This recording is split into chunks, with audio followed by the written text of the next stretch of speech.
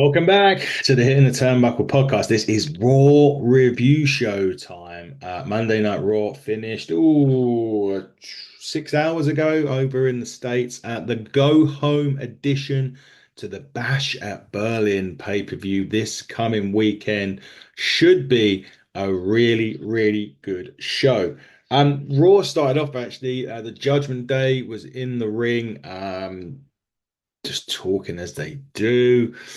Getting back on track after getting rid of the Terror Twins. Obviously, a big match at the weekend is the mixed tag match between Dom and Liv and Rhea and Damian Priest.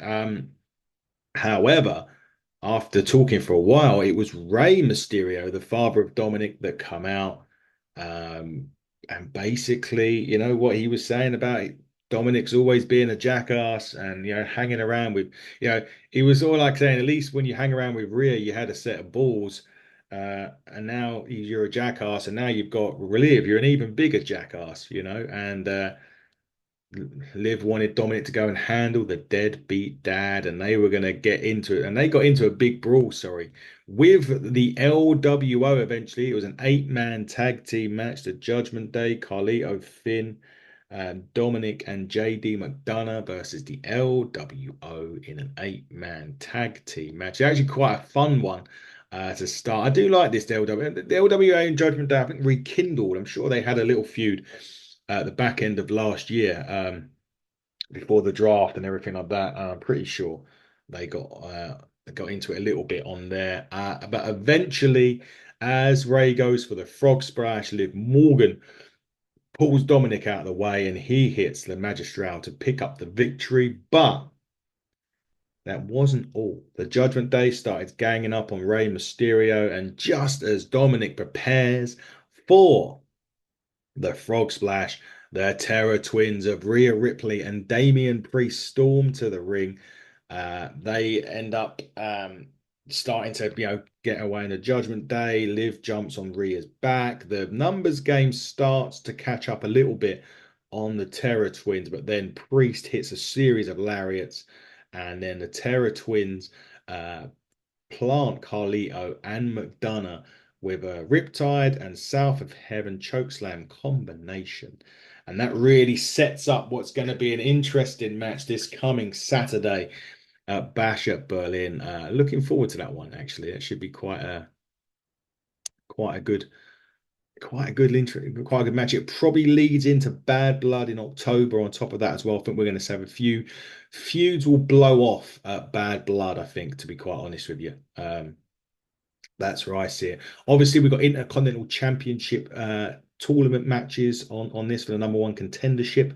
The Miz was just talking about being, I think, overtaken or time with Chris Jericho for his, but Braun Strowman says that Bronson Reed said once he finishes with Braun Strowman, he's coming after the Miz, which is interesting.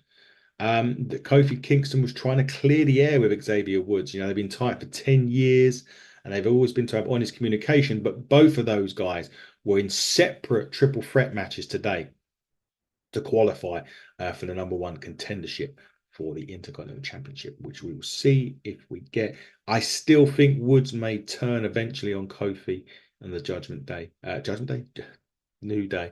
My personal thing about it is I feel like that's what I think will happen. My personal thought on it is that they've been together 10 years. They're not going to do anything singly, in my opinion. I think it'll be a big waste if they just turn them now. I think it should have been done years ago, and it's going to offer no value, in my opinion, now to turn one of them against the other. So that for me isn't going to work. Just on a side note, condolences to the family, friends, and everyone that knew Sid Vicious. Sid Justice passed away before Raw yesterday. His son on Facebook put out a message to say that his father had passed away. So, yeah, thoughts and prayers to everyone that knew Sid, and thank you for being part of our lives growing up.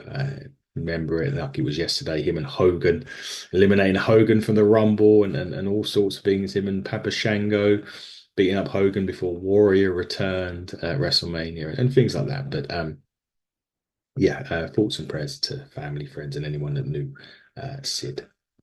We had an interesting one next. So it was Damage Control against Pure Fusion Collective, the new group of the new group of Zoe Stark, Sonya Deville, Shayna Baszler. This one was Shayna and Zoe against Io and forgive me, I forgot the other lady's name in this. What is her name? That is a shocker for me. I'm having an absolute nightmare this morning. Kairi Sane. It's been a long weekend, everybody. Listen, a really good women's tag match, actually. Nice showcase of the women on here. We're trying to see a bit more on WWE of it now. These two groups have been going back and forth for a few weeks. Good to see they're getting some ring time on this. Damage Control picking up the victory with the insane elbow from Kairi Sane. Won't forget it now. But yeah, good to see. I'm not quite sure when there's their tag team opportunities for the tag team championships, potentially the Unholy Union holding the gold on that one currently. And we'll see where that leads to for these. But good to see some women's action on Raw. Good to see the women getting some time. And these two teams are quite, obviously Damage Control. I'm still not used to them being faces. I have to say that I'm not used to them two teams being a. I'm not used to that team being a face. But I do like the Pure Fusion team. I'm liking that one. There's three women there that are very talented. Shayna's never really rediscovered that NXT killer instinct that she had, but Zoe and Sonya, two good ones to have with by her side, and maybe some gold there in the future. Who knows? Wow. This next bit was great. So we had Drew, we had Uncle Howdy promo, but he's in the main event with Chad. We'll get to that in a minute. Drew McIntyre was next, and he was talking about his match with CM Punk at Bash at Berlin, the strap match with CM Punk, and he was getting ready for that, and he really he was. Drew was saying about how he was going to cause Punk so much hurt. He's going to lash him again and again and again. The Punk's music hits. Interestingly enough, if you went on Instagram live during this, Punk was underneath the ring. And then he pops up from underneath the ring. He starts to whip McIntyre with the strap. McIntyre puts the headbutt, tosses Punk around the ringside area. There's some haymakers. He's wrapping the strap around his fist, and then Punk hits him a back body drop on the announce table. He whips McIntyre some more. There is just they obviously end up security, sorry, ends up separating them. This match on Saturday is going to be wild. A strap match. You've got to touch off four corners. We're expecting Punk to win to set up maybe the Hell in the Cell match at Bad Blood that I'm really would be looking forward to.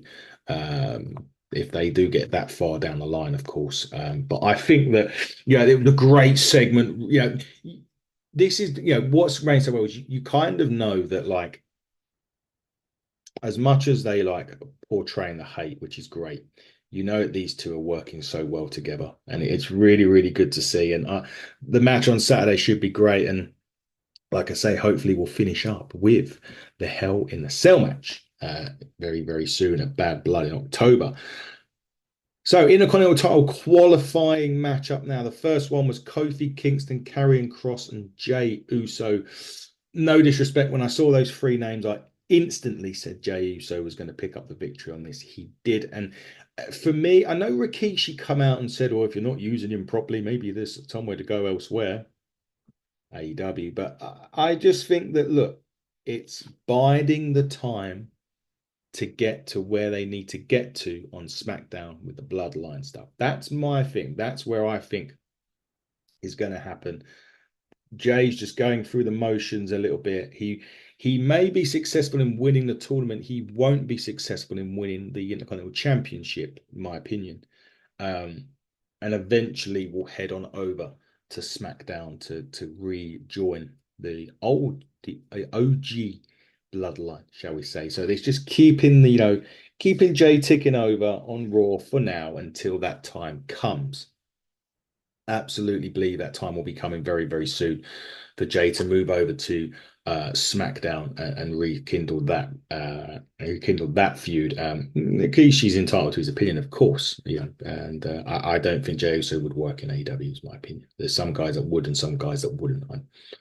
I don't think he would, but he won this with the Uso splash to Karrion Kross. Who loses again. There was a bit last week when him and Scarlett was having a bit of a chat backstage, and that ended up into, well, what we didn't see. They was kind of going off to get busy, so to speak. But basically, Karrion Kross was thinking about attacking the New Day again, and she was like, You basically just leave it alone now. You've done what you needed to do." Interesting to see where that goes, though. And that leads for sure. There's a bit of a plug. SmackDown on USA Network debuts on September the 13th. Corey Graves took over from Michael Cole on Corey Graves took over, sorry, from Pat McAfee, who is going back, not going to be back on our wrestling screens until 2025 due to college football season, unfortunately. So we're going to have to make do without Pat McAfee for a few months. Cole and Corey Graves and Michael Cole will be reunited on Friday nights starting September the 13th. And the new Raw commentary team will be sorted out as well. And I know it's the new guy, forgive me, the name doesn't forgive the name is at a loss at this time. Randy Orton, though, cut a good promo, hyping up his match with Gunther next week on Raw. He's really looking forward to it. He wants to win the World Championship once again. He wants his name engraved on that title. He said that when the new World Heavyweight Championship was born a year ago, I wasn't there. He was at his home on his couch with spinal fusion surgery. He didn't know if he'd ever make it back to the ring, but lo and behold, he is here. And Gunther will get the three most devastating letters in wrestling, the RKO. There we go. I don't think Randy Orton will pick up the victory at the weekend. I think Gunther will win the match on Saturday. Way too early for Gunther to be dropping any form of titles yet. That's for sure. I think we're a bit further away than when it needs to be on that. So let's leave that for now. Gunther will win, in my opinion, come Saturday. Not sure how long Gunther's going to be the champion for. It should be a long time for sure. Needs a good run as champion and deserves a good run as champion for doing what he done.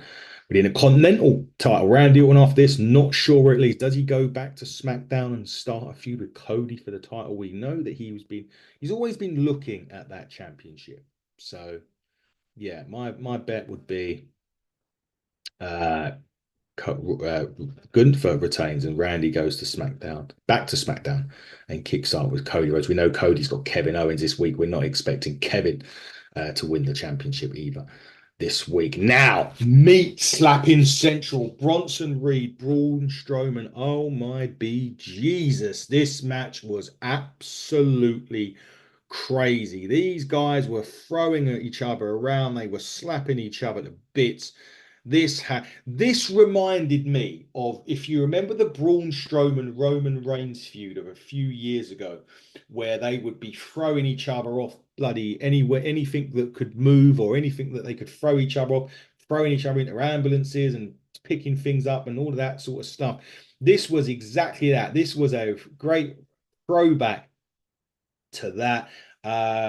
Reed, I think, put Strowman through the LED board. The fight spill into the backstage area.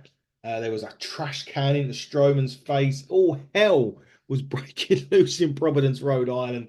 They're in the parking area. Reed starts attacking Strowman with production equipment. Strowman ended up choke slamming Reed on the hood of a car.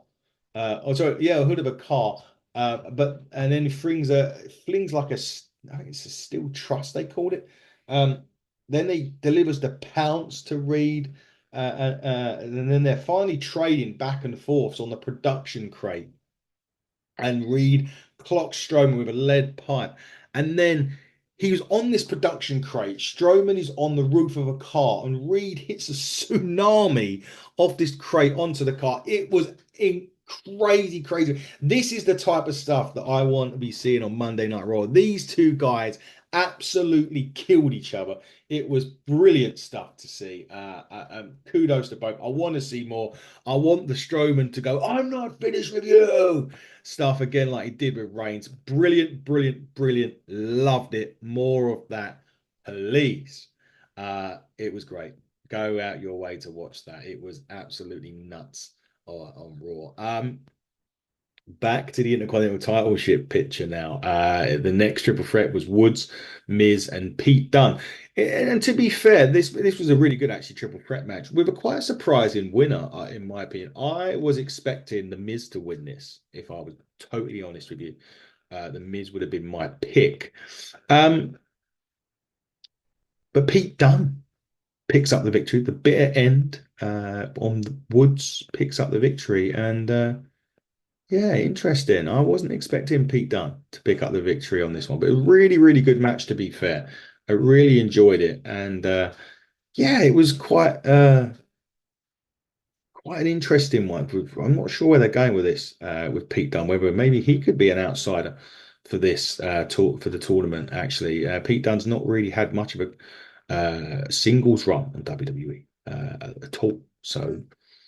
Interesting. But Pete Dunne picking up the victory on this. Going forward, he will be joining Jey Uso as through to the next round of the championship tournament.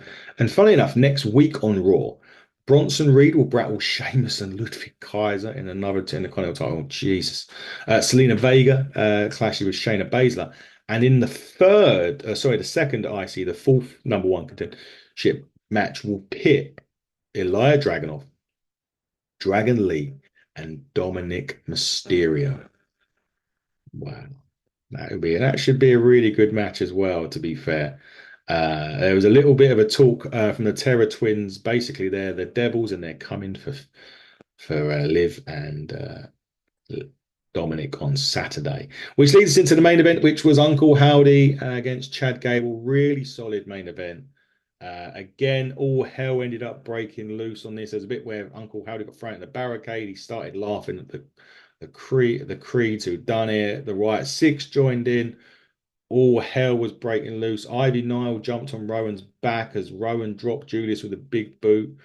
And he continued to march forward with her on her back, actually. And as Gable rolled Howdy back into the ring, he did go for the moonsault. He missed it. He connects with Sister Abigail to pick up the victory on this. Really good ending. Again, the match was good for Raw. I just want to now see how Gable and the Creeds move away onto something new. I think they need to move on to something else. Is my opinion now. That match is done. The feud is kind of done for me. I'm not. I'm a bit concerned as to when Howdy and that does lose the first one. When he does lose the first victory, sorry, when Uncle Howdy does lose the first match, where that leaves him after that. It's a bit of a weird one. But at the moment, they're going on their winning ways and they're continuing on their path of destruction. Who's next on the list is what I want to know for the White Six. Who do they target after they finish with Gable? I'd like to think the feud with Gable is now over and they can move on. Chad Gable and the Creeds are far better and should be going for titles really than anything else. So I'd like to see what happens there. What happens with Uncle Howdy? Who do they target next? We'll have to wait and see. But Raw next week will be after Bash at Berlin on Saturday. Yes, we will be reviewing that on Sunday. It's going to be a busy week. TNA have got Emergence this week. We've just come off the back of a crazy All In this week as well. Lots of stuff coming up. Hopefully, we're going to sit down with Kenzie Page this week as well and talk all things NWA 76, which they are taping this weekend as well. Lots of stuff going on this week. Keep it locked at HTT Buckle on Twitter and YouTube. The handle has changed. It is HTT Buckle on YouTube and Hitting the Turnbuckle podcast on Instagram. We'll be back this week with some more stuff. But until then, everybody buckle down, stay safe, and goodbye.